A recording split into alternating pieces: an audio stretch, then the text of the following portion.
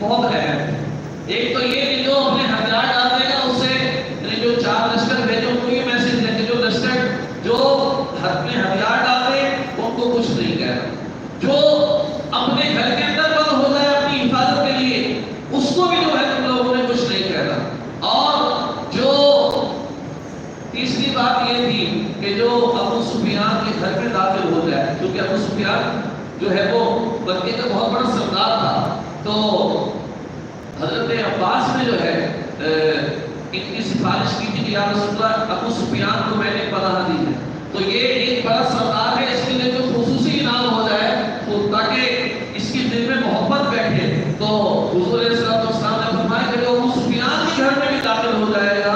اسے بھی کچھ نہیں کہا جائے گا۔ جب ابو سفیان نے یہ سنا کہ اتنا بڑا مجھ پر کرم کیا تو اس نے جا کے مکے کی گلیوں میں اعلان کرنا شروع کر دیا کہ کوئی مسلمانوں سے لڑائی نہ کرے، حضور نے مجھے امان دی ہے، میرے گھر میں جو آ جائے گا تو اس کو امن مل جائے گا۔ غرض یہ کہ پیارے اسلامی بھائیوں، جو جس انداز میں حضور نے یہ پیغام دیا کہ کسی کو قتل نہیں کرنا، کسی کو مارنا نہیں ہے، خون خرابہ نہیں کرنا، تو جو جتنے لوگ تھے اور یہ سارے وہ کافر تھے کہ جنہوں نے مسلمانوں کے جو بڑے بڑے صحابہ بلال حبشی، حضرت خباب، تو بڑے بڑے صحابہ کرام کو جنہوں نے اذیتیں دی، جنہوں نے ریت پر مسلمانوں کو لٹا کر تکلیفیں دی، جنہوں نے تیر برسا کر مسلمانوں کو تکلیفیں دی، جنہوں نے گردنیں اڑا کر مسلمانوں کو جو ہے وہ تکلیفیں دی، جنہوں نے حضرت حمزہ رضی اللہ تعالیٰ عنہ کے کلیجے میں جو ہے وہ نکالا، حضور علیہ السلام نے کہا کہ آج کے دن کسی پر کوئی ظلم نہیں ہوگا۔ حضور نے عام معافی کا اعلان کر دیا ان سارے کافروں کو کہ جو مکے میں تھے، میرے اور آپ کے آقا صلی اللہ علیہ وسلم نے معاف کر دیا، اور اس معاف کرنے کی برکت یہ ظاہر ہوئی کہ جتنے اس وقت وہاں مکے میں مسلمان کافر تھے وہ آقا علیہ السلام کے اس عظیم الشان فیصلے سے متاثر ہوئے اور ہزاروں افراد نے جو ہے وہ اسلام قبول کر لیا۔ ہزاروں افراد نے اپنے آپ کو اسلام کے دامن کے ساتھ وابستہ کر لیا اور آقا علیہ السلام کے اس فیصلے کو ایک اچھا فیصلہ قرار دیا۔ اس کے بعد نبی پاک صلی اللہ علیہ وسلم نے کعبے کے اندر سے جو ہے 360 بتوں کا آپ نے جو سنا ہوگا وہ 360 بت صاف کروائے، حجر اسود کو بوسہ دیا، اور اس کے بعد آپ نے ان 12,000 کے لشکر میں مسلمانوں نے حضور کے ساتھ مکے کا طواف کیا، حجر اسود کو بوسہ دیا اور مکہ فتح ہو گیا۔ پھر حضور نے بہت سارے فیصلے فرمائے جو کہ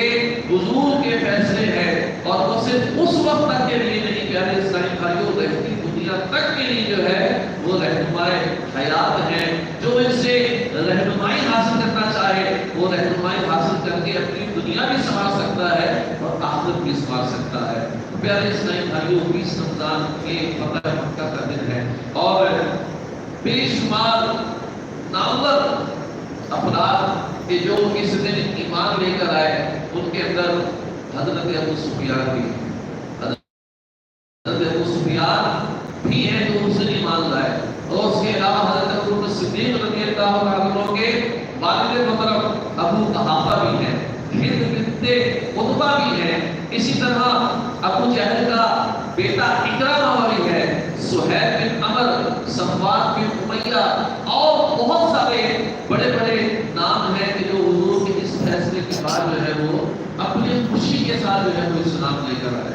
میرے پیچھے اور پیارے اسلام بھائیوں، اسلام امن کا درس دیتا ہے، اسلام محبت کا درس دیتا ہے، اسلام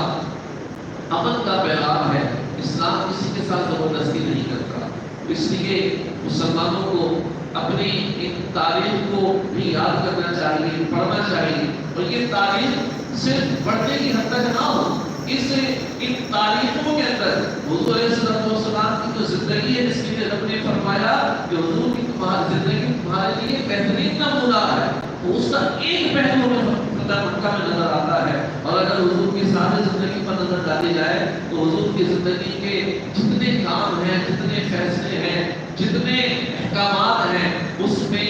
انفرادی انسان سے لے کر جو ہے اجتماعی اقوام تک جو ہے وہ بے شمار جو ہے وہ رہنما حصول موجود ہے۔ اگر کوئی اس سے رہنمائی دینا چاہے تو دے سکتا ہے۔